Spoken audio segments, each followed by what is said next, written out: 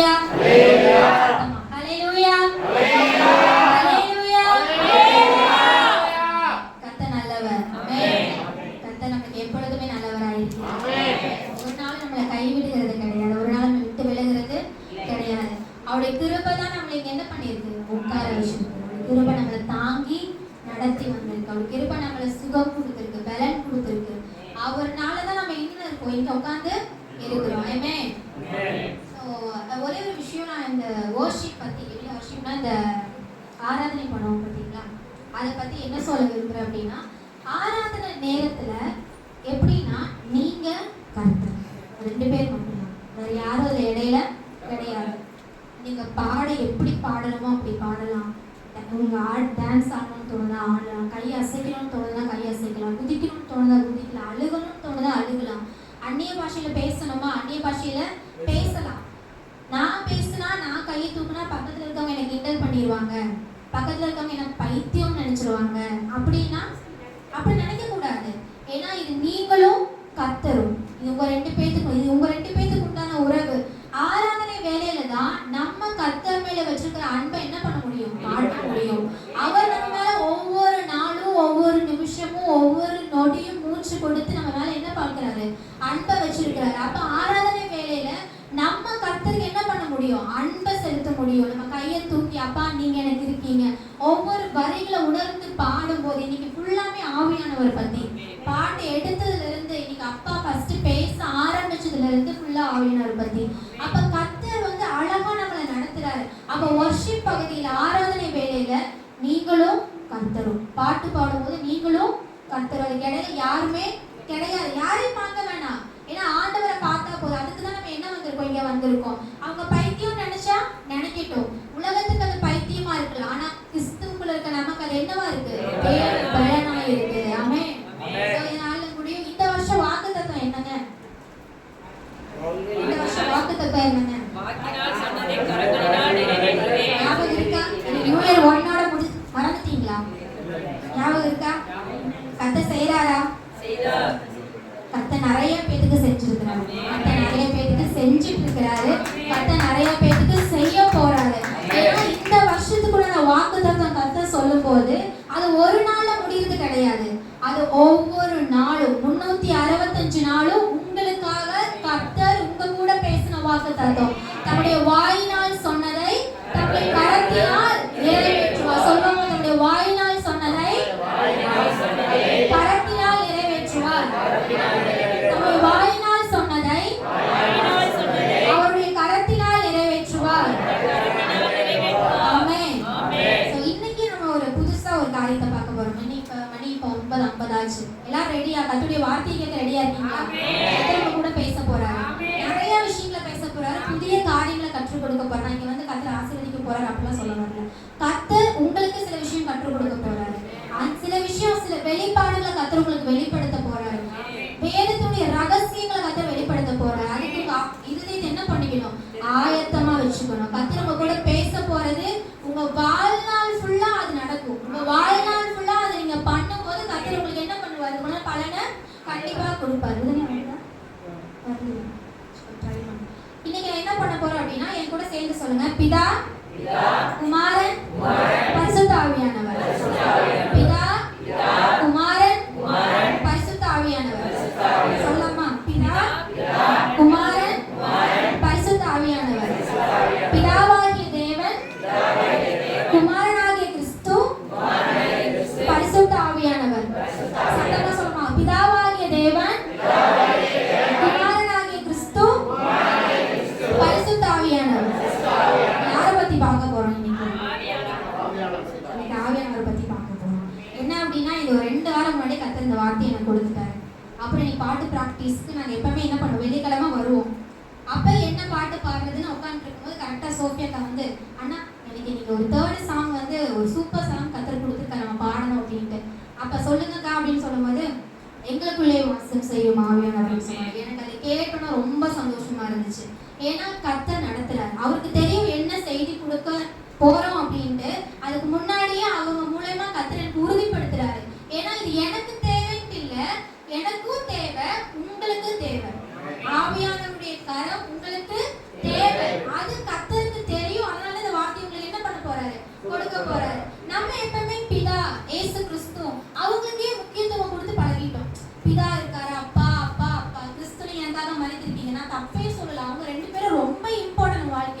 அதே போல எவ்வளவுக்கு அளவு பிதாவும் இயேசு கிறிஸ்துவும் முக்கியமோ அதே அளவு பரிசுத்த ஆவியானவரும் முக்கியமா இருக்காரு. அதே அளவு யார் முக்கியமா இருக்காங்க? பரிசுத்த ஆவியானவர் உங்க வாழ்க்கையில முக்கியமா இருக்காரு. இப்ப நம்மளுடைய படைப்பை பார்த்துக்கோங்க. நம்மளை படைச்சிருக்காரு ஆண்டவர். எல்லாத்தையும் படைச்சிருக்காரா? யார் யார் ஆண்டவர் படைச்சிருக்காரு? இவெல்லாம் படைக்கலையா ஆண்டவர்? எல்லாத்தையும் யார் படைச்சிருக்காரு? ஆண்டவர் படைச்சிருக்காரு. வாசிப்போமா? ஆதியாகமம் 1ஆம் அதிகாரம் 26வது வசனம். யாரும் தேடி நான் ஃபர்ஸ்ட் வாசிக்கணும் அப்படின்னு யாரும் வாசிக்க வேணா, இங்க அழகா வசனம் வரும். நீங்க அதை வந்து ஜஸ்ட் பார்த்தா போதும். நான் அதை வாசிக்கிறேன். ஆதியாகமம் 1ஆம் அதிகாரம் 26வது வசனம். நீங்க நோட்ஸ் எடுத்துக்கலாம், வசனம் எடுத்து வச்சுக்கலாம், மொபைல் யூஸ் பண்ணலாம். ஆனா உண்மையா இருங்க, அவ்வளவுதான். 1ஆம் அதிகாரம் 26 வாசிக்கிறேன். பின்பு தேவன் நமது சாயலாகவும் நமது ரூபத்தின் படியேயும் மனுஷனை உண்டாக்குவோமாக. பின்பு தேவன் எனது சாயலாக இருக்கா? நமது சாயலாக. நமதுனா எத்தனை பேர் இருப்பாங்க? தன்மையை குறிக்குது. ஒரு ஆள் கிடையாது, தேவன் மாத்திரம் கிடையாது. நமது சாயலாக. யாருடைய சாயலாக? பின்பு தேவன் நமது சாயலாக. அப்ப இங்க யார் யார் இருக்காங்கன்னா, பிதா இருக்கார், இயேசு கிறிஸ்து இருக்கார், பரிசுத்த ஆவியானவர் இருக்காரு. வாசிப்போமா? யோவான் எழுதின சுவிசேஷம் 1ஆம் அதிகாரம் 1லிருந்து 3 வரைக்கும். யோவான் 1ஆம் அதிகாரம் 1லிருந்து 3. வார்த்தை இருந்தது, அந்த வார்த்தை தேவனிடத்தில் இருந்தது, அந்த வார்த்தை தேவனாய் இருந்தது. அவர் ஆதியிலே தேவனோடு இருந்தார். சகலம் அவர் மூலமாய் உண்டாயிற்று. உண்டானது ஒன்றும் அவரால் இல்லாமல் உண்டாகவில்லை. அண்ணா ஃபர்ஸ்ட் வாசிங்க. ஹை பிட்ச் எடுத்தாரு, அப்படியே லோவா போயிட்டாங்க.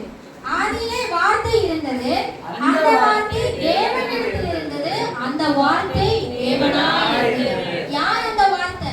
இயேசு கிறிஸ்து தான் அந்த வார்த்தை. ஏன்னா 14வது வசனம் சொல்லுது, அந்த வார்த்தை மாம்சமாகி கிருபையினாலும் சத்தியத்தினாலும் நிறைந்தவராய் நமக்குள்ளே வாசம் பண்ணினார். அப்ப பின்பு தேவன் நமது சாயலாக சொல்லும்போது பிதாவாகிய தேவன் இயேசு கிறிஸ்து வந்துட்டாருங்களா? இப்ப ஆவியானவர். எங்க ஆவியானவர் வராரு? ஆதியாகமம் 2ஆம் அதிகாரம் 7வது வசனம். இதனே கொஞ்சம் ஃபாஸ்டா.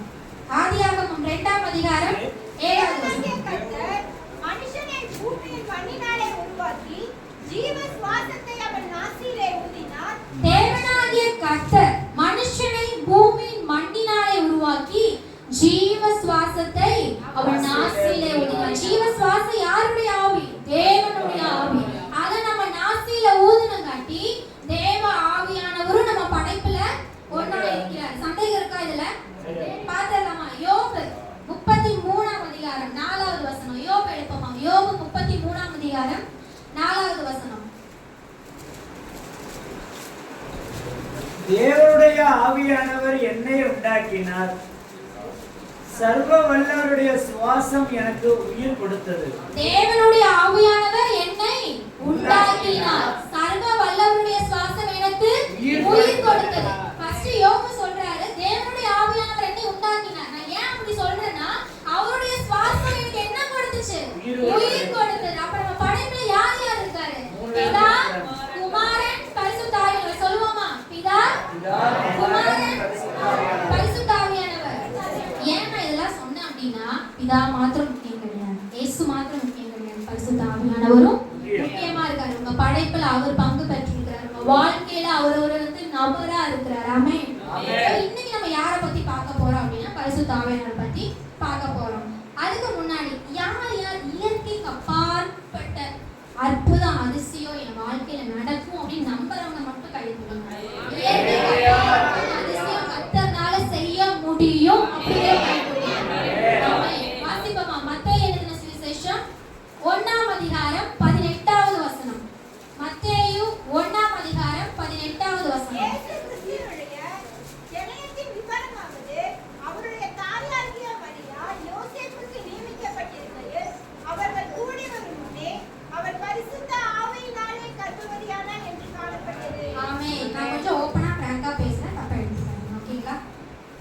இயேசு கிறிஸ்துவினுடைய ஜனனத்தின் விவரமானது, அவருடைய தாயாகிய மரியா யோசேப்புக்கு நியமிக்கப்பட்டிருக்கையில் அவர்கள் கூடி வரும் முன்னே அவள் பரிசுத்த ஆவியினாலே கர்ப்பவதியானாள் என்று காணப்பட்டது. என்னன்னா, நியமிக்கப்பட்டிருக்கையில ஆல்ரெடி நிச்சயதார்த்தம் முடிஞ்சு, ஆல்ரெடி என்கேஜ்மெண்ட் என்னாச்சு? முடிஞ்சு. யாருக்கும் யோசேப்புக்கும் மரியாளுக்கும் என்கேஜ்மெண்ட் முடிஞ்சிச்சு. என்கேஜ்மெண்ட் முடிஞ்சிச்சு. ஆனா இனி கல்யாணம் நடக்கல. கல்யாணம் நடக்கல. அவங்க இனி என்ன பண்ணல? கூடி வரல. அதுக்கு முன்னாடியே என்ன ஆகுது? பரிசுத்த ஆவியினாலே கர்ப்பவதி ஆனாள். அப்ப ஒரு நேச்சர் தான் என்ன, இயற்கைனா என்ன, ஒரு கணவனும் மனைவி கூடி வரும்போதுதான் அங்க குழந்தை பிறப்பு அப்படின்ட்டு இருக்கு. ஆனா இங்க என்ன சொல்லப்பட்டிருக்கு? அவங்க கூடி வரதுக்கு முன்னாடியே பரிசுத்த ஆவியினாலே கர்ப்பவதி ஆனாள். அப்ப உங்க வாழ்க்கையில இயற்கைக்கு அப்பாற்பட்ட அதிசயம் நடக்கணும்னா அங்க பரிசுத்த ஆவியானவர் தேவைப்படுறாரு. அங்க பரிசுத்த ஆவியானவர் கிரியை செய்யணும். ஏன்னா நேச்சர் என்ன, இயற்கை என்ன, கணவனும் மனைவியும் கூடி வரணும். அப்பதான் அங்க குழந்தைங்க இது பிறக்கும். ஆனா இயற்கைக்கு அப்பாற்பட்ட காரியம் எப்படி நடந்திருக்கு? பரிசுத்த ஆவி அங்க பிரசன்ட் ஆகும்போது, பரிசுத்த ஆவி அங்க வாழ்க்கையில வந்த உடனே மரியாள் என்ன ஆகுறாங்க? கர்ப்பவதி ஆகுறாங்க. அப்போ உங்க வாழ்க்கையில சூப்பர் நேச்சுரல் மிராக்கிள், இயற்கைக்கு அப்பாற்பட்ட அதிசயம் நடக்கணும்னா அங்க யார் வேணும்? ஆவியானவர் வேணும். யார் வேணும்? ஆவியானவர் வேணும். அவர் இல்லாம அங்க இயற்கைக்கு அப்பாற்பட்ட அதிசயம் நடக்கவே நடக்காது. நான் பழைய ஏற்பாட்டுல நிறைய விஷயம் பார்க்க போறோம், புதிய ஏற்பாட்டுல பார்க்க போறோம். அவங்க ரெண்டு பேருடைய ஆவியானுடைய பிரசன்ஸ் இல்லாம, அவருடைய பிரசன்ட் இல்லாம அங்க இயற்கைக்கு அப்பாற்பட்ட விஷயம் நடந்ததே இல்லை. ஓகேங்களா? இப்ப பழைய ஏற்பாடை பொறுத்த வரைக்கும் இயற்கைக்கு அப்பாற்பட்ட விஷயம் என்னன்னு தெரியும்ல? தெரியும்.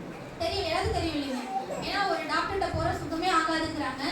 ஆனா சுகமாக, கேன்சருக்கு மருந்தே இல்லை. ஆனா ஆண்கள் என்ன பண்றாங்க? கேன்சரை சுகமாக்குறாரு. அது இயற்கைக்கு அப்பாற்படுது. இயற்கையா ஒரு நோய் எப்படி கிட்னில ப்ராப்ளம், இயற்கையா என்ன பண்ணுவோம்? டாக்டர் எனக்கு மருந்து கொடுங்க, எனக்கு கிட்னில ப்ராப்ளம், எனக்கு ஸ்கேன் எடுப்பாங்க, அது பார்ப்பாங்க, இது பார்ப்பாங்க.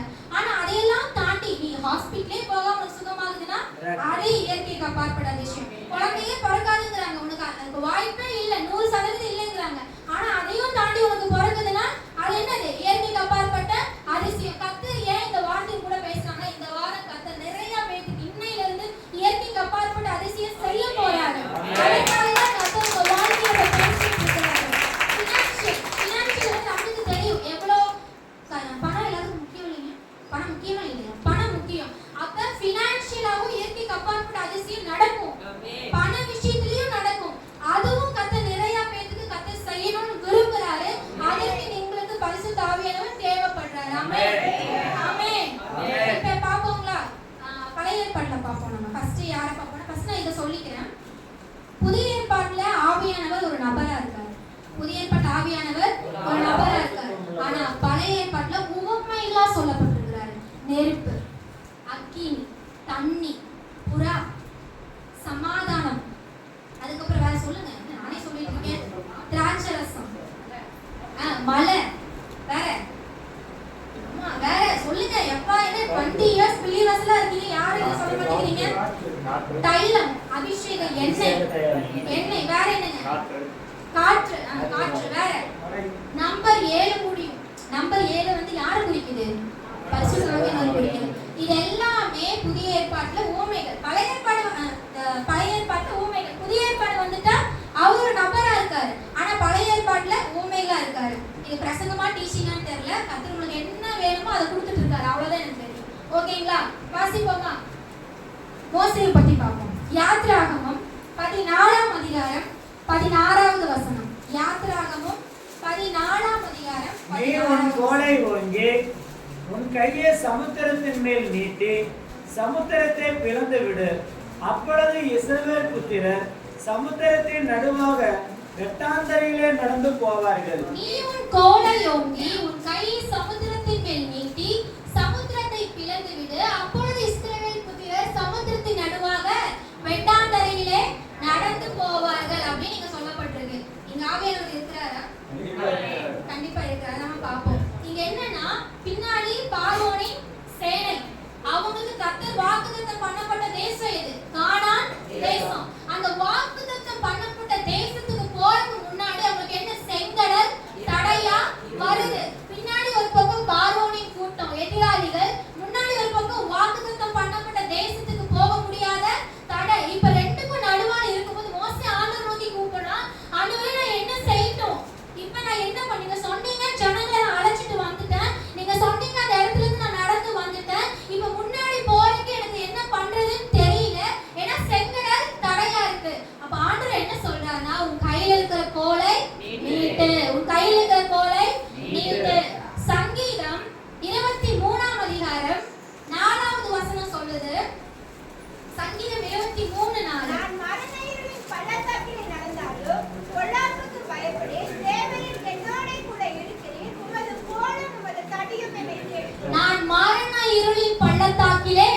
தன்னாலும் பொல்லாப்புக்கு பயப்படே.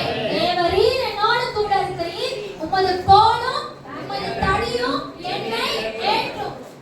கோல் வந்து தேற்றக்கூடியது. நம்ம யோவான் 14:26 வாசிக்கும் போது இயேசு சொல்றாரு, நான் போவேனாகில் வேறொரு தேற்றரவாளனை உங்களுக்கு அனுப்புவேன். அப்ப கோல் எதை குறிக்குது? பரிசுத்த ஆவியானவரை குறிக்குது. இங்க அதுதான் தேவன் வந்து மோசேட்ட சொல்றாரு, உன் கையில இருக்கிற கோலை நீட்டு. அப்ப அங்க யார் கிரியை செய்யறாரு? ஆவியானவர். அந்த செங்கடலை பிளக்கிறதுக்கு, இயற்கைக்கு அப்பாற்பட்ட அதிசயத்தை நடத்தி அவங்களை வெளியே கொண்டு வரக்கு ஆவியானவர் என்ன பண்றாரு? கிரியை செய்யறாரு. அங்க என்ன பண்ண சொல்லப்பட்டிருக்குன்னா, அந்த வசன வாசிக்கும் தெரியும், சமுத்திரம் இருக்கு. ஆதியாகமம் 1ஆம் அதிகாரம் 2வது வசனத்தை வாசிங்க. ஆதியாகமம் 1ஆம் அதிகாரம் 2வது வசனம். பூமியானது ஒழுங்குமையும் வெறுமையுமாக இருந்தது. ஆழத்தின் மேலே இருள் இருந்தது. தேவ ஆவியானவர் ஜலத்தின் மேல் அசைவாடி கொண்டிருந்தார். ஆமென். தேவ ஆவியானவர் ஜலத்தின் மேல், ஜலம்னா நீர், ஜலத்தின் மேல் அசைவாடி கொண்டிருந்தார். சமுத்திரத்துல என்ன இருக்கும்? சமுத்திரத்திலே நீர் தான் இருக்கும். ஜலம்னாலுமே நீர் தான். அங்க ஆதியாகமத்துல சொல்லப்பட்டிருக்கு, தேவ ஆவியானவர் ஜலத்தின் மேல் அசைவாடி கொண்டிருந்தார். இங்க சமுத்திரத்துல உன் கைய நீட்டு. இது பழைய ஏற்பாடுல வந்து ஹீப்ரு எபிரேய பாஷையில் எழுதப்பட்டிருக்கு. நான் ரெண்டுக்கும் அர்த்தம் பார்த்தேன். அந்த ஜலத்துக்கும் இந்த சமுத்திரத்துக்கும் ரெண்டு ஆல்மோஸ்ட் சேம் மீனிங் தான். அப்ப ஆவியானவர் செங்கடலை பிளக்கிறதுக்கு கிரியை செஞ்சிருக்கிறாரு. அங்க ஆவியானவர் இருந்திருக்கிறாரு. அதே போல உங்க வாழ்க்கையில தடை இருந்துச்சுன்னா, தடை உங்க முன்னாடி இருக்கா, பின்னாடி எதிரிகளின் சூழ்ச்சிகள், எதிர் போராட்டங்கள், பிரச்சனைகள் எல்லாரும் போட்டு நெருக்குறாங்களா, அங்க உங்களுக்கு யார் தேவை? ஆவியானவர் தேவை. அதை நீங்க புரிஞ்சுக்கணும். ஆவியானவர் உங்க வாழ்க்கையில ரொம்ப இம்பார்ட்டன்டா இருக்காரு. ஆவியானவருடைய துணை இல்லாம ஒரு செங்கடலை உங்களால கடக்க முடியாது. உங்களால எந்த செங்கடலையும் எந்த பிரச்சனையும் ஆவியானவருடைய துணை இல்லாம தாண்டவே முடியாது. உங்களுக்கு ஒரு பிரச்சனை தாண்டணும், ஒரு செங்கடலை தாண்டணும், ஒரு போராட்டத்தை தாண்டணும் அப்படின்னா அங்க யார் வேணும்? ஆவியானவர் அங்க வேணும். ஆவியானவர் இல்லாம அங்க எதுவுமே நீங்க தாண்ட முடியாது. அப்ப அங்க ஆண்டவர் மோசேட்ட சொல்றாரு, மோசே உன் கையில ஆவியானவர் இருக்கிறாரு, உன் கையில கோல் இருக்கு, நீ நீட்டு. ஏன்னா உன் கூட ஆவியானவர் இருக்கிறாரு, நீ அதை பயன்படுத்து. ஆவியானவர் என் பிரச்சனை, அந்த இடத்துல ஆவியானவர் கூப்பிடணும். நம்ம ஆவியானவர் என் பிரச்சனை இதான் இருக்கு, எனக்கு முன்னாடி செங்கடல் இருக்கு, எனக்கு முன்னாடி போராட்டம் இருக்கு, எனக்கு பண பிரச்சனை இருக்கு, வியாதி இருக்கு, இதனால ஆவியானவர் உங்களை நான் வரவேற்கிறேன், நான் உங்களை அழைக்கிறேன், எனக்கு இதுல இருந்து விடுதலை தாங்கன்னு சொல்லி ஆவியானவர் அங்க நீங்க கேட்கணும். அதுக்குதான் இந்த மோசே இந்த விஷயத்தை எடுத்தேன். வேற இன்னொரு பாப்போங்களா? அதே மாதிரி இந்த அவங்க வனாந்தரத்துல நடந்து போகும்போது மேக ஸ்தம்பமாகவும் அக்னி ஸ்தம்பமாகவும் யாரு? ஆவியானவர். மேக ஸ்தம்பம் கிளவுட், மேகம் யாரை குறிக்குது? ஆவியானவர். அக்னி யாரை குறிக்குது? ஆவியானவர். அங்கேயும் ஆவியானவர். நீங்க பைபிள்ல பழைய ஏற்பாட்டுல இயற்கைக்கு அப்பாற்பட்ட விஷயம் என்னென்ன நடந்ததோ நிறைய இருக்கு. நான் கொஞ்சம் தான் இப்ப எடுத்து பார்க்க போறோம். எழுதி வைங்க, டவுட் இருந்தா கேளுங்க, கிளியர் பண்ணிக்கலாம் நம்ம. சரிங்களா? நீங்க பாக்குறீங்க, ஒவ்வொன்றும் தேடி வாசிக்கணும். தேடி தேடி இயற்கைக்கு அப்பாற்பட்ட விஷயம் வாசிக்க கர்த்தர் புதையல்களை வெளிப்படுத்துவார். ஏன்னா கர்த்தர் ஆண்டவரே அதிசயம் செய்யுங்கன்னா அப்படியே ஜீவூம்பா பாட்டு செய்ய. உங்க கையில வந்து கீ கொடுப்பாரு. என்ன கொடுப்பாரு? என்ன சாவி கொடுப்பாரு. யார் திறக்கணும்? நீங்க தான் திறக்கணும். அதிசயம் வேணும் அப்படின்னா அதை சாவி கொடுத்துட்டு இருக்காரு. யார் சாவி? ஆவியானவர் தான் சாவி. அவரை பயன்படுத்தினா கதவு என்ன பண்ணும்? திறக்கும். அவரை பயன்படுத்தினா கதவு திறக்கவே திறக்காது. என்ன தட்டினாலும் என்ன கீ எடுத்து போட்டாலும் ஒரு கதவு உங்களுக்கு திறக்காது. ஆவியானவர் எங்க பயன்படுத்துறீங்களோ அங்க உங்களுக்கு என்ன நடக்கும்? கதவு திறக்கப்படும், வாசல்கள் திறக்கப்படும், எதிரிகள் அழிவார்கள், முன்னேறி போக செய்வீங்க. அங்க முன்னேறி போனதுக்கு அப்புறம் துதிக்கிறாங்க. அவ்வளவு சந்தோஷம். துதி எப்போ வரும்? சந்தோஷம் இருக்கும்போது வரும். அந்த சந்தோஷத்தை கொடுக்கிறவர் ஆவியானவர். அடுத்து நம்ம அன்னாள் பத்தி பார்ப்போம். 1 சாமுவேல் 1ஆம் அதிகாரம்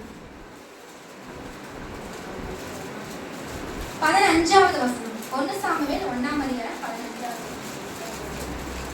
அதற்கு அன்னாள் திருத்தரமாக, அப்படியானால் என் ஆண்டவனே, நான் மனம் பேசமுள்ள ஸ்திரீ, நான் திராட்சரசமாகிலும் மதுவாகிலும் குடிக்கவில்லை. நான் கர்த்தருடைய சந்நிதியில் என் இருதயத்தை ஊற்றினேன். ஆமென். இந்த லாஸ்ட் சென்டென்ஸ் பாருங்க. நான் கர்த்தருடைய சந்நிதியில் என் இருதயத்தை ஊற்றிவிட்டேன். இந்த போனை ஊற்ற முடியுமா? இந்த மைக்கை ஊற்ற முடியுமா? எதை ஊற்ற முடியும்? தண்ணீரை ஊற்ற முடியும். தண்ணியை ஊத்தலாம்ல. தண்ணீர் என்ன சொல்லுவோம்? ஊத்துங்க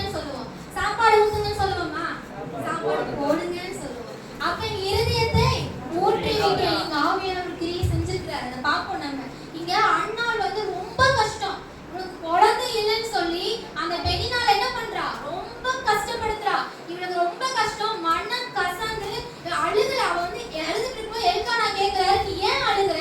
10 பேர் உனக்கு பிறந்தாலும் நான் உனக்கு பெருசு இல்லையா? நான் இருக்கிறேன் இல்லையான்னு சொல்லி மனிதர் வந்து ஆறுதல் சொல்றாங்க. ஆனா இருந்தாலும் அந்த கிளேசம் அவளை விட்டு போகல. வருஷம் வருஷம் எங்க போவாங்க? அவங்க ஆலயத்துக்கு போவாங்க, அவங்க கோயிலுக்கு போவாங்க.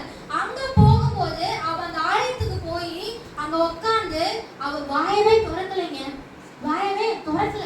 அப்படியே அவ சிலர் வந்து பேசாம இருக்கும்போது, பேசாம இருக்கிறவங்க சும்மா நினைச்சிட்டு கூடாது. அவங்களுக்கு நிறைய கஷ்டங்கள் இருக்கலாம், நிறைய கண்ணீர்கள் இருக்கலாம், சொல்ல முடியாத பாரங்கள் இருக்கலாம் அவங்க வாழ்க்கையில.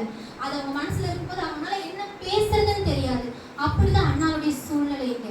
அந்த அண்ணாவுடைய சூழ்நிலை மன கசத்து, ஆண்டவரே எனக்கு ஒரு குமாரன் பிறக்க மாட்டானா, எனக்கு பிறந்தாலும் அவனை உங்களுக்காகவே கொடுக்குறான் ஆண்டவரே அப்படின்னு சொல்லிட்டு. ஏன்னா அந்த வேதனை எல்லாத்துக்கும் தெரியாது, இல்லாதவங்களுக்கு தான் தெரியும். கரெக்டா? நீங்க எல்லாருமே அம்மா மாதிரி எல்லாத்துக்குமே தெரியும். அவ்வளவு வேதனையா அண்ணா அழுதுட்டு இருதயத்தை என்ன பண்றா? ஆணுடைய சமூகத்தை இருதயத்தை ஊற்றுகிறா. அப்ப வாசிப்போமா? ரோமர் 5ஆம் அதிகாரம் 5வது வசனம் எப்படி ஆவியானவர் அங்க பண்ணியிருக்காங்க. ரோமர் 5:5. மேலும் நமக்கு அருளப்பட்ட பரிசுத்த ஆவியினாலே தேவ அன்பு நம்முடைய இருதயத்தில் ஊற்றப்பட்டிருக்கிறது. ஆமென். அந்த நம்பிக்கை நம்மை வெட்கப்படுத்தாது. ஆமென். மேலும் யார்னால? பரிசுத்த ஆவியினால தேவனுடைய அன்பு நம்ம இருதயத்துல ஊற்றப்பட்டிருக்கு. இருதயத்துல இருந்து ஒண்ணு ஊற்றப்படணும்னா யாருடைய தேவை? பரிசுத்த ஆவியானவர் தேவை. அதான் ரோமர்ல சொல்லுது, பரிசுத்த ஆவியினாலே தேவனுடைய அன்பு நம்முடைய இருதயத்துல என்ன பண்றது? ஊற்றப்பட்டிருக்கு. அந்த தேவனுடைய அன்பு தான் அண்ணால ஜெபிக்க வச்சிருக்கு. தேவ அன்பை கொடுத்தது யாரு? பரிசுத்த ஆவியானவர். அப்ப அண்ணனுடைய வாழ்க்கையில பரிசுத்த ஆவியானவருடைய கரம் இருந்திருக்கு. ஏன்னா ரோமர் அந்த கடைசி செல்ல அவருடைய நம்ம அவர் மேல வச்சு நம்பிக்கை நம்மள என்ன படுத்தாது? வெட்கப்படுத்தாது. நம்ம அவர் மேல வச்சுக்க நம்பிக்கை என்ன படுத்தாது? வெட்கப்படுத்தாது. பரிசுத்த ஆவியினால நிறைந்த அண்ணா ஜெபம் பண்ணியிருக்காங்க. நம்ம பரிசுத்த ஆவினா குதிக்கிறது, ஸ்பீக்கர்லாம் கீழே தள்ளுறது, பரல்றது, அப்படிதான் நமக்கு அப்படிதான் நினைச்சிருக்கிறோம். அப்படிதான் வந்து பெண்டெகோஸ்ட் சர்ச் வந்து அப்படிதான் நினைச்சிருக்கு. ஆனா இருதயம் வாயவே திறக்காம பரிசுத்த ஆவியானவர் கூட செயல்படுவாங்க.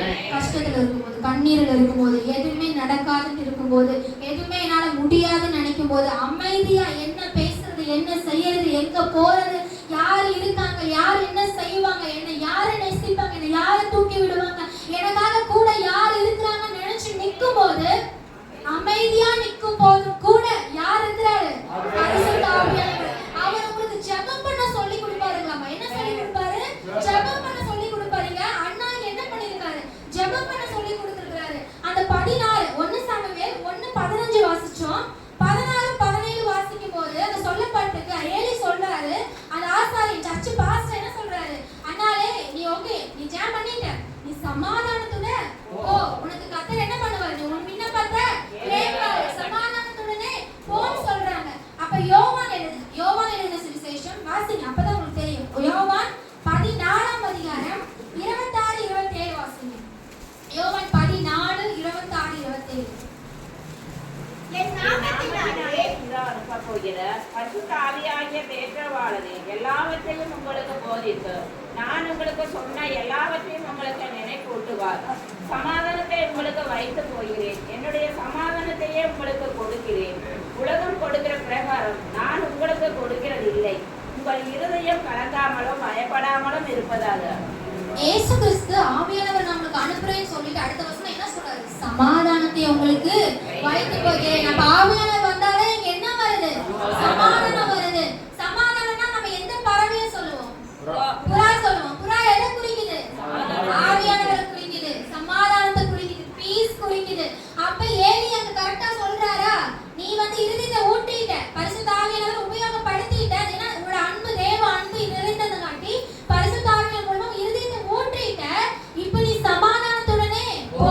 அதே மாதிரி இயேசு இங்க சொல்றாரு, நீ உனக்கு நான் வந்து பரிசுத்த ஆவியானவரை அனுப்புவேன், ஏன்னா சமாதானத்தை உங்களுக்கு கொடுக்க போறேன். உலகம் கொடுக்கிற சமாதானம் கிடையாது, உலகம் கொடுக்கிற சந்தோஷம் கிடையாது. உலகத்துல இருக்கவன் 5 நிமிஷம் சந்தோஷம் கொடுப்பான், அதுக்கப்புறம் போயிடுவான். இருப்பானா கூட காலம் முழுக்க இருப்பானா? போயிடுவான். ஆனா உலகம் கொடுக்கிறது கிடையாது. உலகம்னா தேவனுடைய பிள்ளைகள் அல்லாதவன், ஓகேங்களா? அவங்க கொடுக்கிற சமாதானம் கிடையாது, நான் உனக்கு தரேன். ஏன்னா பரிசுத்த ஆவியானவர் உனக்குள்ள இருக்கும்போது அந்த சமாதானத்தை நீங்க என்ன பண்ணுவீங்க? அனுபவிப்பீங்க. அப்ப எங்க அண்ணாவுக்கு வந்து என்ன இருக்கு? அங்க குழந்தை பிறந்துச்சுங்களா? அண்ணனுக்கு பிறந்துச்சுங்களா?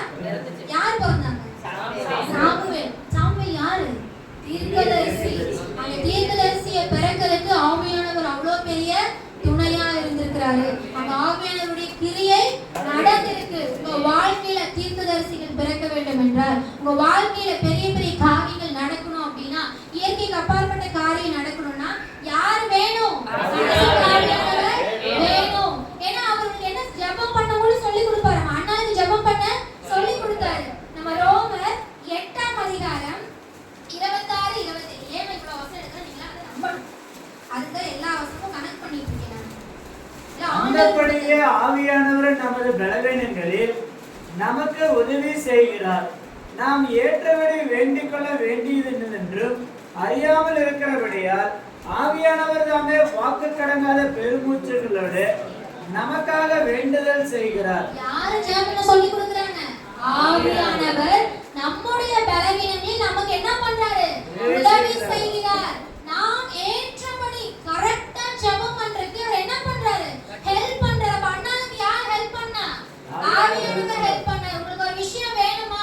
ஆண்டவர்கிட்ட எப்படி கேட்கிறதுன்னு தெரியலையா? ஏன்னா நம்ம கேட்டா தப்பா தான் இருக்கும். என்ன கூப்பிடணும்? ஆவியானவரே, எனக்கு இந்த தேவை இருக்கு, நான் ஜெபிக்க போறேன். என்னுடைய வாயின் வாயாக, என் பேச்சின் பேச்சாக நான் என்ன பேசணும், நான் என்ன ஜெபிக்கணும், நீங்க என்ன பண்ணுங்க? எனக்கு கற்றுத்தாங்க. ஏன்னா ஆவியானவர் ஜெபம் பண்றதுக்கு கற்றுக் கொடுக்கிறதும் இல்லாம நம்மளுக்காக வாக்கு கடங்கா பெருமூச்சுகளோட என்ன பண்றாரு? வேண்டுதல் செஞ்சுட்டு இருக்காரு. அப்ப அவர் எவ்வளவு நம்மளை நேசிக்கிறாரு. உங்களுக்காக ஒருத்தர் ஜெபம் பண்றாருன்னா எவ்வளவு அன்பு வச்சிருப்பாரு. உங்களுக்காக ஒருத்தர் ஜெபம் பண்றாங்கன்னா அவங்க உண்மையாவே நேசிக்கிறாங்க. உண்மையா நேசிக்கிறவங்க என்ன தெரியுமா பண்ணுவாங்க? உங்களுக்காக ஜெபம் பண்ணுவாங்க. சும்மா வாயில சொல்லி சேலை வாங்கி கொடுக்கறது, சிக்கன் எடுத்து போடுறது அதெல்லாம் கிடையாது. உண்மையா இருக்கலாம், தப்பு சொல்லு.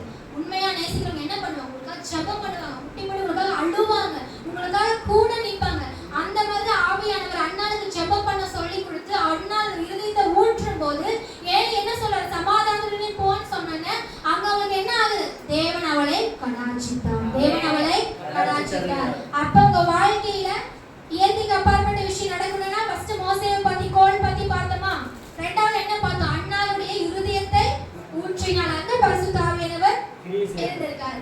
இப்போ நம்ம அடுத்து பார்ப்போம். எல்லாரும் ஓகே? தூக்கு வருதுங்களா? யாருக்கும் கத்தை பேசலாமா? பேசலாமா? அனுமதிக்கிறீங்களா? போராட்டம் கத்தைய காலாச்சு கத்தை முக்கால் நினைக்கிறேன். ஓகே தானங்க? ஏன்னா கத்தை சொன்னதை நான் சொல்லிடணும். ஏன்னா அது உங்களுக்கு தேவை, அவ்வளவுதான். எனக்கு ஆண்டவர் பேசிட்டாரு. ஏன்னா நானே வந்து இயற்கைக்கு அப்பாற்பட்ட அதிசயம் எனக்கு நடக்கணும். நானே தேவையில் இருக்கேன். அந்த தேவையில நான் இருக்கும்போது தான் கர்த்தர் இந்த வார்த்தையை எனக்கு கொடுப்பாரு. ஏன்னா அவருக்கு தெரியும் நான் அவையில பயன்படுத்தும் போது என் வாழ்க்கையில் நடக்குது. அப்பா அம்மாவுக்கு தெரியும் எனக்கு என்ன தேவை இருக்கு அப்படின்னு. ஓகேங்களா? இப்ப நம்ம வாசிப்போம் 1 ராஜாக்கள் இல்ல 2 ராஜாக்கள் 4ஆம் அதிகாரம். இது வாசிக்க வேணாம், பெரிய இதை கதை மாதிரி சொல்றேன். 4 1ல இருந்து 7 வரைக்கும் நம்ம பார்க்கும்போது இங்க யார் இருக்காருன்னா எலிஷா. எலிஷா தெரியுங்களா? யார் எலிஷா? எலியா யாரு? 2 பேரும் ஒரே ஆளா வேற வேற ஆளா? வேற வேற ஆளு. வேற வேற ஆளு தானே? ஒரே ஆளுங்க. எலியா வேற வேற ஆளு. அப்ப எலியாவுடைய சீஷன் யாரு? எலிசா. அப்ப எலிசா வந்து எலியா மேல போயிட்டாரு. சால்வை கொடுத்துட்டு அவர் போயிட்டாரு. அப்ப எலிசா என்ன பண்ணணும்? உயிர் வாழணும். அப்ப தேவனுடைய அபிஷேகம் அவனுக்குள்ள இருக்கு. ஏன்னா சால்வை எட்டத்திலையும் அபிஷேகம் கொடுத்துட்டாரு. இப்ப இங்க ஒரு குடும்பம் கணவர் என்ன பண்ணாரு? இறந்துட்டாரு. அவங்களுக்கு என்ன? கடன் பிரச்சனை. என்ன பிரச்சனை? கடன் பிரச்சனை. கடன் பிரச்சனை இருக்கும்போது எலிஷாட்ட வந்து தேவனுடைய மனசுல ஒரு பாஸ்டர் என்ன பாஸ்டர் எனக்கு கடன் பிரச்சனை இருக்கு, நீங்க ஏதாவது அதிசயம் எனக்கு செய்யுங்க. நம்ம பாஸ்டர் என்ன சொல்றாரு? உன் வீட்ல என்ன இருக்கு? உன் வீட்ல என்ன இருக்கு? என் வீட்ல எண்ணெய் இருக்கு. என் வீட்ல எண்ணெய் இருக்கு. எண்ணெய் யாரை குறிக்குது? ஆவியானவரை குறிக்குது. என் வீட்ல என்ன இருக்கு? எண்ணெய் இருக்கு. அப்ப அந்த எண்ணெயை எடுத்து பக்கத்துல இருக்கிற ஜாமானம் எல்லாம் வாங்கி எண்ணெயை ஊத்தி உன் கடனை அடைச்சு நீயும் குடும்பமும் ஜீவனம் பண்ணுங்க, நீயும் பையனும் நல்லா இருங்க அப்படின்னு சொல்லிட்டாரு. அப்ப அங்க ஒரு எண்ணெய் ஊத்த பாத்திரம்லாம் நம்புமா? நீங்க ஒரு பாட்டில் எண்ணெய் வச்சிருக்கீங்க, 10 பாத்திரம் இருக்கு, ஊத்த வந்துட்டே இருக்குமா? வராது. அப்படி வருதுன்னா அது என்ன? இயற்கைக்கு அப்பாற்பட்டு அது சொல்லுங்க. அப்படி வருதுன்னா என்ன? இயற்கைக்கு அப்பாற்பட்டு அதிசயம். அப்ப உங்க பினான்சியல்ல உங்க பண தேவையில உங்க கடன் பிரச்சனையில ஆவியானவர் நிறைய பேருக்கு தெரியல, சத்தியம் தெரியல, அந்த ஆவியானவர் கொடுக்குறாரு. கடன் பிரச்சனையில இருக்கிறவனா இல்ல பினான்சியலா நம்மளுக்கு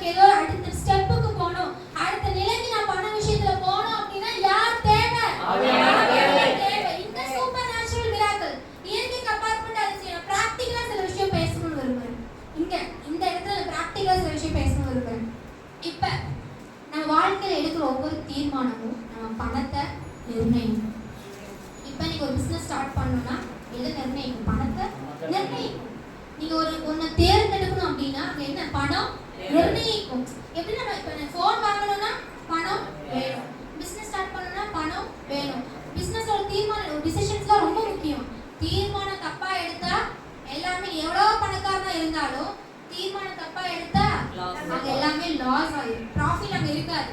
அப்ப எல்லாத்துக்கும் ஒரு ஃபினான்ஷியல்ல பணத்துக்கும் ஆவியானவருக்கும் சம்பந்தம் இருக்கு. நான் இதை சொல்லித்தரேன், பணத்துக்கும் ஆவியானவருக்கும் சம்பந்தம் இருக்கு. இப்போ உங்க வாழ்க்கையில ஃபினான்ஷியல் ஒரு பிரேக் த்ரூனா ஒரு நெக்ஸ்ட் ஸ்டெப், அது இந்த தடையெல்லாம் தாண்டி அடுத்த வழிக்கு போகணும். கடனெல்லாம் தாண்டி வெளியே வரணும்னா யார் வேணும்னா பரிசுத்த ஆவியானவர் வேணும்.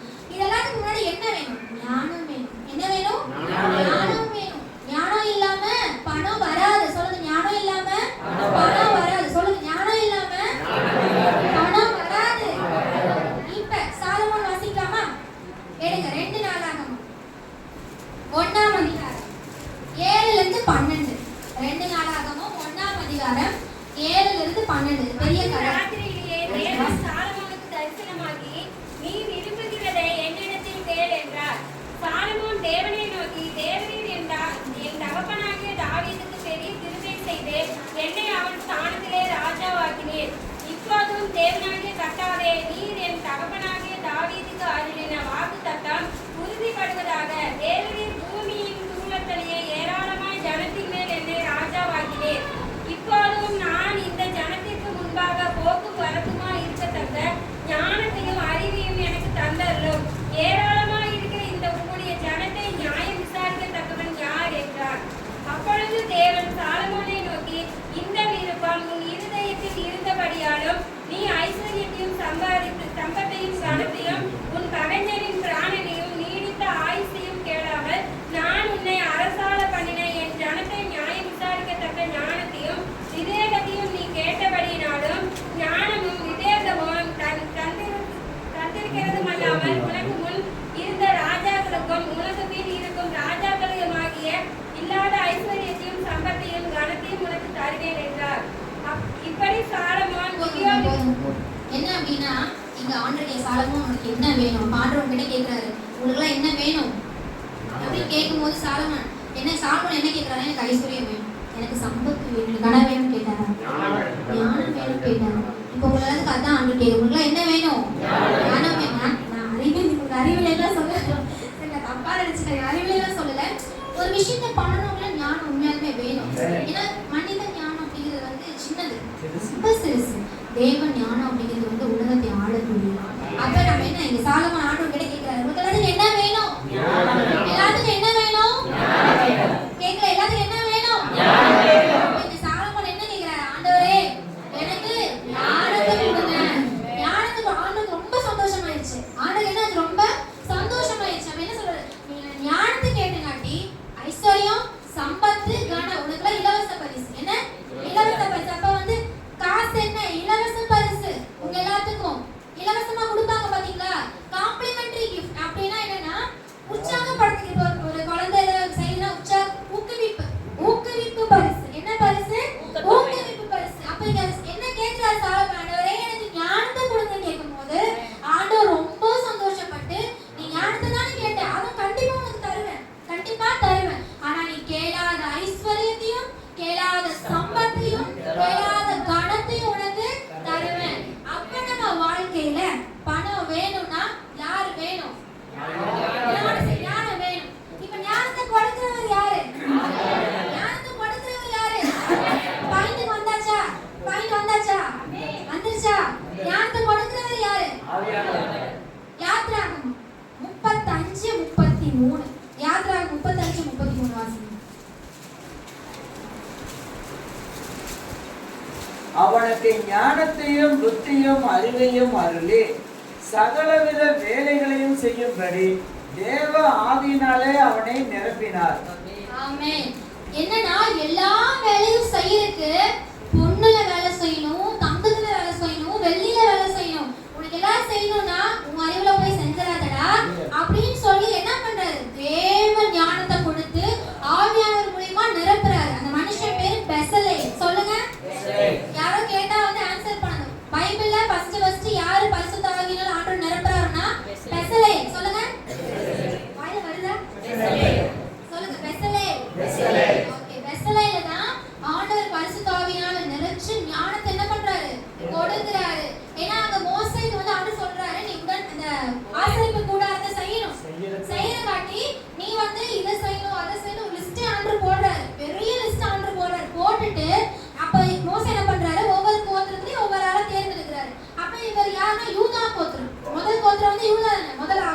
போது பெசலேல் அபிஷேகம் பண்ணதுக்கு அப்புறம் இங்க ஆவியானுடைய வரத்தை யார் கொடுக்கிறாரு? தேவனாகிய கர்த்தர் கொடுக்கிறாரு. ஞானத்தை விதைக்கிறாரு. அப்ப ஞானத்தை கொடுக்கிறது யாரு? பரிசுத்த ஆவியானவர் நிரப்பப்படும் போதுதான் உங்களுக்குள்ள என்ன ஆகும்? ஞானம் செயல்படும். நீதிமொழிகள் 3ஆம் அதிகாரம் 13 இருந்து 16. நீதிமொழிகள் 3:13 இருந்து 16. திருவசனத்தை அவமதிக்கிறவன் இல்லைங்க. ஞானத்தை கண்டறிகிற மனுஷனும் புத்தியை சம்பாதிக்கிற மனுஷனும் பாக்கியவான். அதன் வர்த்தகம் வெள்ளி வர்த்தகத்திலும் நல்லா கேளுங்க. அதன் ஆதாயம் பசுமண்ணிலும் உத்தமமானது. முத்துக்களை பார்க்கலும் அது விலையேற பெற்றது. நீ இச்சிக்கத்தக்கதொன்றும் அதற்கு நிகரில்லை. அதன் வலது கையில் தீர்க்காயுசும் அதன் இடது கையில் செல்வமும் கனமும் இருக்கிறது. ஆமென். என்னன்னா ஞானத்தை சம்பாதி, புத்தியும் சம்பாதி. ஏன்னா அது வலது கையில என்ன இருக்காமா? தீர்க்காயுசு. அடுத்த கையில என்ன இருக்கு? செல்வமும் கனமும் இருக்குது. அப்ப ஞானம் இருக்குதுன்னா உங்களுக்கு தீர்க்காயுசு இருக்கும். இன்னொன்னு தெரிஞ்சுக்கணும். ஞானம் இருக்குதுன்னா தீர்க்காயுசு கண்டிப்பா இருக்கும். ஆனா இங்க பாத்துக்கிறது ஃபினான்ஷியல் பத்தி பாத்துருக்கோம். எதை பத்தி பாத்துருக்கோம்? ஃபினான்ஷியல். மறந்துடாதீங்க, ஃபினான்ஷியல் பத்தி பாத்துட்டு இருக்கோம். அப்ப ஞானம் வந்துச்சு அப்படின்னா அங்க என்ன வரும்? செல்வம் வரும், கனம் வரும், ஐஸ்வர்யம் வரும், சாம்பத்தியம் வரும். எல்லாமே என்ன பண்ணும்? வரும். அதுக்கு என்ன வேணும்? ஞானம் வேணும். ஞானம் கொடுக்கிறது யாரு? ஆவியானவர். ஏன்னா 1 கொரிந்தியர் 12ஆம் அதிகாரத்துல சொல்லப்பட்டிருக்கு, ஞானத்தை கொடுக்கிறவர் யாரு? ஆவியானவர். அநேக வரங்களை கர்த்தர் கொடுக்கிறாரு. அநேக வரங்களில் வித்தியாசம் உண்டு. ஆவியானவர் ஒரே. வரங்களில் வித்தியாசம் உண்டு. ஆவியானவர் ஒரே. அந்த ஆவியானவர் தான் எல்லா வரத்தையும் கொடுத்துட்டு இருக்காரு. அங்கதான் அறிவை கொடுக்கிற வரம், ஞானத்தை கொடுக்கிற வரம், சுகமளிக்கிற வரம் எல்லாமே யார் கொடுக்கிறது? ஆவியானவர் கொடுக்கிறது. உங்க வாழ்க்கையில ஆவியானவர் ரொம்ப முக்கியமா இருக்காரு. ஏன்னா இங்க நிறைய பேர் அது உங்களுக்கு தெரியல. பிதா இயேசு அப்படி இருக்கிறீங்க. ஆவியானவருடைய பங்கு உங்களுக்கு தெரியல. இன்னைக்கு தெரிஞ்சுக்கோங்க. இதெல்லாம் ஆவியானவர் பண்றது. ஒரு பிரச்சனை தாண்டணுமா? ஆவியானவர் வேணும். பணத்துல முன்னேறணுமா? கடன் தீரணுமா? காசு வேணுமா? அதுக்கு ஞானம் வேணும். ஞானம் கொடுக்கிறது யாரு? ஆவியானவர். நம்மளுக்குள்ள ஆவியானவர் இருக்கிறார். ஓகேங்களா? அதை நீங்க மறந்துடணும். பேசுறாரு எப்படி இருக்கிறான்னு சொல்றோம். ஆவியானவர் இருக்கிறாரு. அதை நம்ம சில விஷயத்துக்கு நம்ம பயன்படுத்தணும். இப்ப நம்ம எஜுகேஷன் பாப்பாங்களாம் படிக்கிறாங்க. எஜுகேஷன் ஆவியானவரே என்னுடைய படிப்பு விஷயத்துல உங்க ஞானத்தை தாங்க. ஒரு பிசினஸ் ஸ்டார்ட் பண்ண ஆவியானவரே நான் பிசினஸ் ஸ்டார்ட் பண்ண போறேன், இது முன்னேறதுக்கு என்ன வேணும்? ஞானத்தை தாங்க அப்படின்னு. இதெல்லாம் சின்னதா தெரியல. யாரையும் போய் என்னென்னமா கேட்கிறோம். எத்தனை பேருக்கு போய் நிக்கிறோம் நம்ம தேவைன்னு வரும்போது. ஆனா ஆவியானவர் முன்னாடி கேட்கற கூச்சப்படக்கூடாது. ஆவியானவர் கேட்கறதுக்கு கூச்சப்பட கூடாது. ஆவியானவர் தரணும்னு நினைச்சிட்டாருன்னா எப்படி வழி? போதும் போதும் போதும் சொல்றதுக்கு சாலமோன் யாருங்க? பெரிய பணக்காரர். யார் அவரு? ராஜா. பெரிய பணக்காரர் அவரு. அப்ப அது எல்லாத்துக்கும் எது ஆரம்பம்? ஞானம் ஆரம்பம். ஞானத்தின் ஆரம்பம் ஆவியானவர் ஞானத்தை ஆரம்பிக்கிறாரு. அப்ப இந்த ஃபினான்ஸ் பத்தி எல்லாம் பேசிட்டு கிளியர் ஆயிட்டீங்களா? எப்படி காசு எப்படி வரும்? ஞானம் வரும். அப்ப நீங்க கேட்டா ஞானம் ஆவியானவர் கொடுப்பாரு. நீங்க அதுக்கப்புறம் செய்யும் போது அதுல ஒரு ப்ராஃபிட் கிடைக்கும். தெரிஞ்சுக்கோங்க. இது சின்னதா இருக்கு, பெரிய சத்தியத்தை பேசியிருக்கேன். இதெல்லாம் பிசினஸ் மீட் வச்சு பேசணும். இதெல்லாம் செய்தியில பேசிட்டு இருக்கேன். சரிங்களா? பிசினஸ் மீட் வச்சு பிசினஸ் பண்றவங்க வாங்க கூப்பிட்டு அப்ப நான் மீட்டிங் இருக்கும்போது இந்த வசனத்தை பேசணும். இதெல்லாம் இயற்கைக்கு அப்பாற்பட்டு பேசிட்டு இருக்கேன். இதுல எனக்கு என்ன தெரியல, ஒரு லீடு கிடைச்சிட்டு அதனால பிராக்டிக்கலா நான் பேசிட்டு இருக்கேன். இது எனக்கு தெரியும் உங்களுக்கு தேவை அப்படின்னு. சந்தோஷமா தான் இருக்கீங்க. சந்தோஷமா இருக்கீங்க. வருதுங்களா? போலாமா? இது கொஞ்சம் போலாமா? எல்லாம் உயிரோட இருக்கீங்களா? இருக்கீங்களா? சொல்லுங்க. இப்ப பழைய ஏற்பாட்டுல பார்த்தாச்சு. இந்த மாதிரி நீங்க ஒவ்வொரு விஷயம் சாத்ராக் மேஷாக் ஆபேத்நேகோ எடுத்துக்கோங்க. அக்னி அங்க ஆவியானவர். 4வது மனுஷன் இயேசு கிறிஸ்துவான அக்னி பரிசுத்த ஆவியானவர் போயிடுது. எல்லா இடத்துலயுமே ஆவியானவர் இருக்கிறாரு. நீங்க அதனால தேடி வாசிங்க. ஓகே? என்ன பண்ணி தேடி வாசிங்க. வாசிக்கும் போது அந்த புதியவர்களை வெளிப்படுத்துவாரு, வெளிப்பாடுகள் தருவாரு. அப்புறம் நீங்க சாவி வச்சு திறந்து உள்ள போயிடலாம். அது உங்க கையில தான் இருக்கு. இப்ப நம்ம புதிய ஏற்பாடுக்கு வருவோம். புதிய ஏற்பாட்டுல பரிசுத்த ஆவியானவர் ஒரு நபரா இருக்காரு. அவர் மழையோ காற்றோ அக்னியோ அப்படிலாம் கிடையாது. ஒரு நபரா இருக்காரு. எப்படி இருக்காரு? ஒரு நபர். ஏன்னா இங்க சொல்ல எபேசியர் 4ஆம் அதிகாரம் நம்ம ஜஸ்ட் அதை எடுத்து வாசிக்க 4:30 மட்டும் வாசிங்க. நீங்கள் மீட்கப்படும் நாளுக்கென்று முத்திரை வார்த்தையாக பெற்ற தேவனுடைய பரிசுத்த ஆவியை துக்கப்படுத்தாதிருங்கள். இப்ப என்னன்னா பரிசுத்த ஆவியானவரை துக்கப்படுத்தா இருங்கள் இருக்கு. இந்த வார்த்தையை நான் துக்கப்படுத்த முடியுமா? இந்த மைக்க துக்கப்படுத்துதா? கீபோர்ட போய் துக்கப்படுத்திட்டு வரட்டா? முடியாதுடா. உங்களை துக்கப்படுத்தலாமா நானு? அப்ப யார துக்கப்படுத்த முடியும்? மனுஷனை துக்கப்படுத்த முடியும். இங்க ஆவியானவர் நபரா இருக்காரு. இந்த சாப்டரே வேற. அது இன்னொரு நாள் பேசலாம். அதுவும் ஆவியானவர் பத்தி தான். ஆனா ஏன் இந்த வசனம் எடுத்தனா ஆவியானவர் நபர்னு சொல்றதுக்காக தான். ஆவியானவர் நபரா இருக்காரு. ஒரு மூலையில எனக்கும் வலிக்கும் அப்படாத ஒரு மூலையில டைலாக் இருக்கு. அந்த மாதிரி அவருக்கும் மனசு இருக்கு, அவருக்கு உயிர் இருக்கு, அவருக்கு உணர்ச்சிகள் இருக்கு, அவரும் துக்கப்படுவாரு. ஓகேங்களா? அப்ப ஆவியானவர் யாரா இருக்காரு? நபரா இருக்காரு. ஆழ்த்துவமா இருக்கு. ஆழ்த்துவமா அந்த மாதிரி செந்தவல்ல எனக்கு தெரியாது. ஆழ்த்துவமா இருக்காரு. ஓகே, நபரா இருக்காரு. அதுவே நம்ம வச்சுக்கலாம். சரிங்களா? இப்ப நம்ம இயேசு கிறிஸ்துவை பத்தி பார்ப்போம். ஓகேங்களா? இங்க மத்தேயு 3ஆம் அதிகாரம் 16-17 இயேசு ஞானஸ்நானம் பெற்று ஜலத்திலிருந்து கரையேறின உடனே இதோ வானம் அவருக்கு திறக்கப்பட்டது. தேவ ஆவி புறாவை போல இறங்கி தம்மேல் வருகிறதை கண்டார். அன்றியும் வானத்திலிருந்து ஒரு சத்தம் உண்டாகி, இவர் என்னுடைய நேசகுமாரன், இவரில் பிரியமாய் இருக்கிறேன் என்று உரைத்தது. இயேசு ஞானஸ்நானம் எடுத்து கரை ஏறின உடனே யார் வந்துட்டாரு? ஊழியம் ஆரம்பிக்கல. அப்ப ஊழியம் ஆரம்பிக்கணும்னா யார் வேணும்? பரிசுத்தாவியே வேணும். இயேசுவே வேணுமாமா? நம்ம இயேசுவோட மேலான இயேசுவே யார் வேணும்? நமக்கு வேண்டாமா? யாருக்கு வேணும்? இப்ப யாருக்கு வேணும்? யாருக்கு வேணும் பரிசுத்தாவியே? இந்த ஊழியத்தை நடத்தணும்னா, குடும்பத்தை நடத்தணும்னா யார் வேணும்? பரிசுத்தாவியே வேணும். நீ இல்லாம நான் இல்ல அப்படிங்கிற மாதிரி. ஓகேங்களா? இதெல்லாம் இன்னைக்கு பதிச்சு வச்சுக்கோங்க. வாழ்க்கைக்கு உண்டான சத்தியம். இந்த வாரத்துக்கு உண்டான சத்தியம் இல்ல, வாழ்க்கைக்கு உண்டான சத்தியம். கடைசியில வெட்டிக்கு போற வரைக்கும் இந்த சத்தியம் உங்களுக்கு நிலைச்சிருக்கணும். எப்படின்னா ஒரு ஊழியத்தை நடத்தணும்னா இயேசுவுக்கே யார் தேவைப்பட்டாங்க? ஆவியானவர் தேவைப்பட்டாங்க. அப்ப நம்மளுக்கு யார் தேவை? ஆவியானவர் தேவை. இப்ப நான் வந்து இயேசு அவருக்கு எவ்வளவு முக்கியத்துவம் கொடுத்தாருன்னு இந்த வசனத்தை எடுத்தேன். நம்மளுக்கு ஆவியானவர் இருக்கிறாரா? நிறைய நான் கேட்டிருக்கேன். வருவாரு போயிடுவாரு, வருவாரு போயிடுவாரு. நம்ம இருக்கிறாருங்களா? எபேசியர் 1ஆம் அதிகாரம் 13 வாசி. நீங்களும் உங்கள் ரட்சிப்பின் சுவிசேஷமய சத்திய வசனத்தை கேட்டு விசுவாசிகளான போது வாக்குத்தத்தம் பண்ணப்பட்ட பரிசுத்த ஆவியால் அவருக்குள் முத்திரை போடப்பட்டீர்கள். யாருக்குள்? அவருக்குள். அவர் யாரு? ஆவியானவர். அவர் யாரு? ஆவியானவர். எப்படின்னா நீங்க ரட்சிக்கப்பட்ட உடனே உங்களுக்கு ஒரு முத்திரை போட்டிருக்கு. முத்திரை போட்டா என்னன்னா அது அபிஷியல்னா அதிகாரத்துவமானது. அப்ப நீங்க ரட்சிக்கப்பட்டீங்களா? ஆமென். விசுவாசிங்களா? நீங்க சொல்றீங்க. இங்க அதான் சொல்லப்பட்டிருக்கு. நீங்களும் உங்கள் ரட்சிப்பின் சுவிசேஷமாகிய சத்திய வசனத்தை கேட்டு, இது எங்கனா ரோமர் இதுதான் நியூ இயர்ப்ப பார்த்தோம். வாயினால் அறிக்கையிட்டு இதுல விசுவாசிப்போம் ரட்சிக்கப்படுறோம். அந்த சத்திய வசனத்தை கேட்டு நீ விசுவாசி ஆன போது வாக்குத்தத்தம் பண்ணப்பட்ட பரிசுத்த ஆவியினால் அவருக்குள் முத்திரை போடப்பட்டிருக்கோம். நம்மள சீல் அடிச்சு வச்சிருக்காங்க. நம்மள விசுவாசிட்டு சீல் அதிகாரப்பூர்வமா அபிஷியலா சீல் அடிச்சிட்டாங்க. அதுக்கு யார் காரணம்? பரிசுத்த ஆவியானவர் காரணம். நீங்க விசுவாசி இல்லைன்னு சொல்ல முடியுமா? அப்படி முடியாதுன்னா பரிசுத்த ஆவி இல்லைன்னு சொல்லாதீங்க. விசுவாசி இல்லைன்னு சொல்ல முடியாதுன்னா பரிசுத்த ஆவி இல்லைன்னு சொல்லாதீங்க.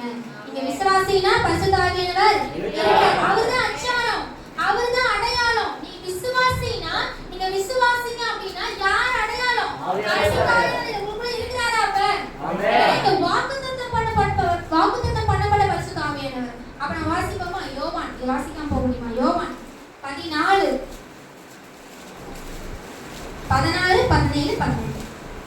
நான் பிதாவை வேண்டிக் கொள்ளுவேன், அப்பொழுது என்றென்றைக்கும் உங்களுடனே கூட இருக்கும்படிக்கு சத்திய ஆவியாகிய வேறொரு தேற்றரவாளனை அவர் உங்களுக்கு தந்தருளுவார். உலகம் அந்த சத்திய ஆவியானவரை காணாமலும் அறியாமலும் இருக்கிறபடியால் அவரை பெற்றுக்கொள்ள மாட்டாது. அவர் உங்களுடனே வாசம் பண்ணி உங்களுக்குள்ளே இருப்பதால் நீங்கள் அவரை அறிவீர்கள். அங்க என்ன பார்த்தோம்? வாக்குத்தத்தம் பண்ணப்பட்ட பரிசுத்த ஆவியானவர் முத்திரை போடப்பட்டிருக்கும். இருக்கும். ஏன்னா விசுவாசி அப்படின்னா அதான் அடையாளம். அந்த வாக்குத்தத்தத்தை யார் பண்ணாரு? இயேசு கிறிஸ்து பண்ணாரு. நான் போவேன்னா இன்னொரு தேற்றரவாளர் உங்களுக்கு அனுப்புவேன். அவர் வந்து சகல சத்தியத்துக்குள்ள நடத்துவாரு. அப்ப நான் உங்களை திக்கற்றவர்களாக நான் விட மாட்டேன் வருவேன்னு சொன்னார்ல, பரிசுத்த ஆவியானவர். அது இயேசு போய் பரிசுத்த ஆவியானவர் வரும்போதுதான் நீங்க வந்து எப்படின்னா திக்கற்றவர்களாக விடாம உங்களுக்கு வருவேன்னு சொல்றாரு. நீங்க என்ன சொல்லப்பட்டிருக்கா? இயேசுவே சொல்றாரு, அவர் உங்களுடனே வாசம் பண்ணி உங்களுக்குள்ளே இருப்பதால், எனக்குள்ளே சொல்லுங்க, எனக்குள்ளே இருப்பதால், எனக்குள்ளே இருப்பதால், எனக்குள்ளே இருப்பதால். நீங்க ரெண்டாவது வார்த்தை சொல்லக்கூடாது, நீங்க எல்லாமே சொல்லணும். இருப்பதால் இருப்பதால் யார் இருப்பதால் ஆண்டவரே தெரியும். எனக்குள்ளே பரிசுத்த ஆவி இருப்பதால், என் கூட சேர்ந்து எனக்குள்ளே பரிசுத்த ஆவி இருப்பதால், எனக்குள்ளே பரிசுத்த ஆவி இருப்பதால் அவரை அறிவீர்கள். உலகத்துக்கு அவரை தெரியாது. சொல்லிட்டுனா உலகத்துக்கு தெரியாது. ஆனா நீங்க என்ன அறிஞ்சிருக்கீங்கல்ல, இயேசுவை தெரியும்ல, விசுவாசி இல்ல, சீல் அடிச்சிருக்கீங்கல்ல, அப்ப உங்களுக்குள்ள அவர் என்ன இருக்கிறார்? இருக்கிறாரு. அதனால உங்களுக்கு அவர் தெரியும். இப்ப என்ன ஒரு எப்படி சொல்றது, பெரிய மினிஸ்டரா இருந்தா எனக்கு தெரியுங்க அப்படின்னு என்ன சொல்ல போறீங்கன்னா ஆவியானவருக்கு தெரியும். அது பெரிய கெத்து. அவரை தெரிஞ்சாதான் கெத்து, இவரை தெரிஞ்சாதான் கெத்து. கெத்து தெரியுமா? அந்த வார்த்தை தெரியுமா? ஆவியானவர் வந்து நமக்கு ஒரு கெத்து. யாரை தெரியும்? ஆவியானவரே எனக்கு தெரியும். அவரே எனக்குள்ள இருக்கிறார். ஏன்னா நம்ம கோவிலாமா, நம்மள அவர் தங்குற கோவில். நீங்க வந்து கெஸ்ட் ஹவுஸ் கிடையாது. வந்துட்டு சீசனுக்கு இருந்துட்டு போறதுக்கு. மழை சீசனுக்கு வந்து ஊட்டிக்கு போவாங்க சில பேரு. வெயில் அடிச்சா எங்க போவாங்க? நீங்க சொல்லிட்டு எங்க போவாங்க? வெயில் அடிச்சா ஊட்டிக்கு போவாங்க, மழை வந்தா கீழே வருவாங்க. அந்த மாதிரி இருக்கும். அந்த மாதிரி ஆவியானவர் வந்து எப்படின்னா சீசனுக்கு வந்துட்டு போற கெஸ்ட் ஹவுஸ் கிடையாது. நீங்க ஆலயம். நீங்க வந்து பெர்மனன்ட் ஹவுஸ். என்ன ஹவுஸ்? Permanent house. நிலைவரமான ஆலயமா இருக்கீங்க. பரிசுத்த ஆவியானவர் தங்கக்கூடிய நிலைவரமான ஆலயமா இருக்கீங்க. நீங்க நானே கெஸ்ட் ஹவுஸ். சொல்லுங்க, நான் கெஸ்ட் ஹவுஸ் கிடையாது. நான் என்ன பெர்மனன்ட் ஹவுஸ். நிலைவரமான ஆலயம். நான் கெஸ்ட் ஹவுஸ் கிடையாது. நிலைவரமான ஆலயமா இருக்கேன். கெஸ்ட் ஹவுஸ் எனக்கு தெரியும். ஓகே, நம்ம வந்து கெஸ்ட் ஹவுஸ் இது ஃபர்ஸ்ட் தெரிஞ்சுக்கணும். கெஸ்ட் ஹவுஸ் கிடையாது, நிலைவரமான அவர் தங்கக்கூடிய ஆலயமா இருக்கும். அப்ப இப்ப கன்ஃபார்ம் ஆச்சு நமக்குள்ள யார் இருக்கிறாரு? இனிமே சொன்னீங்களா அவர் வருவாரு போவாரு 2 மாசம் கழிச்சு மறுபடியும் அவரே பிசாசின் ஆவியா போயிட்டு வரக்கு. அதுதான் போனா இவரை கூட்டிட்டு வரும். இவர் உங்களுக்குள்ள ஒருத்தர் தாண்டி வந்துட்டாருன்னா போக மாட்டாரு. ஏன்னா நம்ம தப்பு பண்ணும்போது கூட யார் நமக்கு சொல்லி காமிக்கிறாரு? இல்லைன்னா எப்படிங்க சொல்லி காமிப்பாங்க உங்களுக்குள்ள? ஒருத்தவங்க குடும்பத்துல இல்ல நீ பண்ற தப்பு அவங்களுக்கு தான் நல்லா தெரியும். எப்படி சொல்லி காமிப்பாரு? ஏன்னா சில பேர் இந்த வசனத்தை வச்சு ஆவியானவர் போயிடுவாரு, தப்பு பண்ணா போயிடுவாரு, அப்புறம் வரவே மாட்டாரு. ஏன்னா வந்து அப்படி சொல்லிடுவாங்க. ஆனா ஆவியானவர் உங்களுக்குள்ள பாவத்தை கண்டித்து உணர்த்துவார். கண்டித்து உணர்த்துவார். அதை நான் இல்லைன்னு சொல்ல, அதெல்லாம் சத்தியம். நான் மாறா பேசவே மாட்டேன், சத்தியத்துக்கு மாறா பேச மாட்டேன். ஆவியானவர் உங்களுக்குள்ள இருக்கிறாரு. இனிமேல் யாராவது ஆவியானவர் போவார் வருவாங்க நம்புவீங்களா? ஏன்னா நம்ம விசுவாசிக்கிறதா நமக்கு நடக்கும். அதுல ஆண்டு நியூ இயர் அன்னைக்கு பேசிட்டாரு, நீ விசுவாசிச்சினா உங்க ஆவியா இருக்கு, நீ விசுவாசிச்சினா உனக்குள்ள செயல்படுவாரு. போவாரு வருவாருன்னா அப்ப அதிசயமும் போகும் வரும், கை வரைக்கும் வந்துட்டு எழுதுக்குள்ளே போயிடுவாரு. ஓகேங்களா? அப்ப ஆவியானவர் யாருக்குள்ள இருக்காரு? யாருக்குள்ள இருக்காரு? ஆவியானவர் யாருக்குள்ள இருக்காரு? இப்ப நம்ம ஃபர்ஸ்ட் மேரிட்ட ஆரம்பிச்சு பழைய ஏற்பாடு போய் புதிய ஏற்பாடுல வந்தாச்சு. மறுபடியும் மேரிட்ட போலாமா? போலாமா? மரியாதை போலாமா? மேரினா மரியாதை போலாமா? லூக்கா 1ஆம் அதிகாரம் 34 5 6 7 அழகா வாசிங்க. அதற்கு மரியாள் தேவதூதனை நோக்கி, இது எப்படியாகும்? புருஷனை அறியேனே என்றார். தேவதூதன் அவளுக்கு பிரதியுத்தரமாக, பரிசுத்த ஆவி உன்மேல் வரும், உன்னதமானவருடைய பலம் உன்மேல் நிழலிடும். ஆதலால் உன்னிடத்தில் பிறக்கும் பரிசுத்தம் உள்ளது தேவனுடைய குமாரன் எனப்படும். இதோ உனக்கு இனத்தாராய் இருக்கிற எலிசபெத்தும் தன் முதிர் வயதிலே ஒரு புத்திரனை கற்பந்திருக்கிறாள். மலடி எண்ணப்பட்ட அவளுக்கு இது 6ஆம் மாதம். தேவனாலே கூடாத காரியம் ஒன்றுமில்லை என்றார். ஆமென். என்னன்னா மரியாளுக்கு ஆண்டவர் வந்து சொல்லிட்டாரு நீ கர்ப்பவதி ஆகவேன்னு. அப்ப நம்ம இதுலதான் இயற்கைக்கு அப்பாற்பட்ட விஷயம்னா இயற்கைக்கு மாறாக நடக்குது, அது உங்களுக்கு தெரியும். அப்ப அதனால இவ்வளவு போய் வந்தோம். இவன் கேட்கிறான், ஆண்டவரே இது எப்படி ஆகும்? அவன் கேட்கறது தப்பு இருக்கா? அவர் கேட்கறது தப்பு இல்லை. ஆண்டவரே நான் புருஷனை அறியேன், எனக்கு எப்படி குழந்தை பிறக்கும், எப்படி ஆகும், இதெல்லாம் வந்து லாஜிக் என்ன ஒரு சென்ஸே இல்லாம பேசுற, லாஜிக்கே இல்லாம பேசுற அப்படின்னு சொல்றாங்க. இதுங்க அப்படி பேசவே இல்லை, லாஜிக்கா பேசுறாங்க. லாஜிக்கா என்ன பண்றாங்க, மரியா பேசுறாங்க. இது எப்படி நடக்கும், எனக்கு நான் புருஷனை இனி என்ன பண்ணல அறியவே இல்லை, எனக்கு எப்படி நடக்கும், லாஜிக்கல் கொஸ்டின். எப்படி நான் வாழ்க்கையில நம்ம சில பிரச்சனைகள்லாம் வரும்போது ஒரு வாக்குதான் வரும்போது எப்படி நடக்கும், நீங்க கேட்கறதெல்லாம் கரெக்ட் தான், தப்பே கிடையாது, நீ கேட்கறதெல்லாம் கரெக்ட். இப்படி இருக்கு, அது அப்படி இருக்கு, இது எப்படி நடக்கும், நம்மளே இப்படி அப்படி எப்படின்னு போட்டு 3 வார்த்தை போட்டு நிறைய கேள்விகள், கொஸ்டின் பேப்பர். நம்ம யாரு, கொஸ்டின் பேப்பர். அவர் வந்து அவரோட ஆன்சர் நம்ம தான் வந்து பெரிய ஆபீசர் பண்ணி கொஸ்டின் பேப்பர்லாம் எழுதி அவர்கிட்ட கொடுக்குற மாதிரி நிறைய கொஸ்டின்ஸ் வச்சிருப்போம். தப்பு இல்லை, ஏன்னா லாஜிக்கலான கொஸ்டின். ஒரு வந்து நமக்கு எப்படின்னா குழந்தை பிறக்காதுங்கிறாங்க, ஸ்கேன்ல எல்லாத்தையும் வந்துருச்சு, அதுக்கு ஒரு பிறக்கும்னா எப்படி எப்படி எப்படின்னு சொல்லி எக்கோ அடிக்கிற மாதிரி, அதுதான் இதெல்லாம் வந்து எப்படி லாஜிக்கல் கொஸ்டின்ஸ். அப்படி கேட்கும்போது அந்த தூதர் என்ன சொல்றாரு அப்படின்னா, பரிசுத்த ஆவியானவர் வருவாரு, உன்னதமானுடைய பலம் உன்மேல, அப்போ தேவனால கூடாத காரியம் ஒன்றுமில்லை. இதை வச்சு ஆண்டவர் இன்னைக்கு வந்து முடிக்கிறார், தேவனால கூடாத காரியம் ஒன்றுமில்லை. அப்ப நமக்கு லாஜிக்கல் கொஸ்டின்ஸ் வரும்போது இது எப்படி நடக்கும் ஆண்டவரே, இது இப்படி இருக்கே ஆண்டவரே. ஏன்னா எனக்கு வந்து ஒரு வார்த்தையை நான் காலேஜ்ல சொன்னாரு, மனுஷன் வந்து வழி சொல்லுவான், நிறைய வழி இருக்கும். இங்க இருந்து ஆத்துப்பாளையம் போனோம்னா நல்லா தெரிஞ்சவங்க நீங்க கேஸ் போன வழியா போனீங்கன்னா போயிடலாம், அந்த தாரோட வழியா போனோம்னா வேலை சொல்லுவாங்க. மனுஷன் வழி இருக்கும், அதை சொல்லுவான். ஆண்டவர் வழி இல்லாத இடத்துல உருவாக்குவான். மனுஷன் வழிய சொல்லுவான், ஆனா ஆண்டவர் என்ன பண்ணுவார், வழிய உருவாக்குவார். வழியே இல்ல, எங்க உருவா வழி இல்லாத ரோட் போட்ட ரோட்டையும் மறுபடியும் வந்து இங்க போடுவாங்க. நம்ம ஆத்துப்பாளையத்துல தமிழ்நாட்டுல அதான் நடக்குது.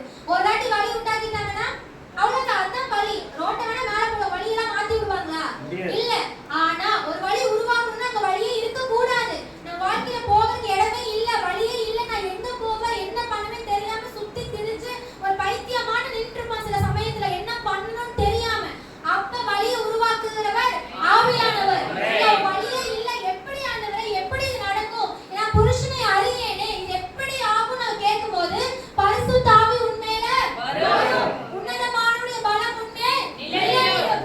அப்படி ஆகும்போது அங்க யார் பிறக்கிறாரு, இயேசுனாவே நற்செய்தி, இயேசுனாவே அதிசயம், இயேசுனாவே அற்புதம், இயேசுனாவே எல்லாமே அவர்தான். உங்க வாழ்க்கையில எல்லாம் வேணும்னா முதல்ல பரிசுத்த ஆவியானவர் வேணும். இயேசு வேணும்னாவே பரிசுத்த ஆவியானவர் வேணும். பரிசுத்த ஆவியானவர் இல்லாம இயேசு இல்ல, நீ இல்லாம நான் அந்த டைலாக் தான், அவர் இல்லாம உங்க லைஃபே கிடையாது. பரிசுத்த ஆவியானவர் உங்க வாழ்க்கையில அவ்வளவு முக்கியமா இருக்கிறாரு.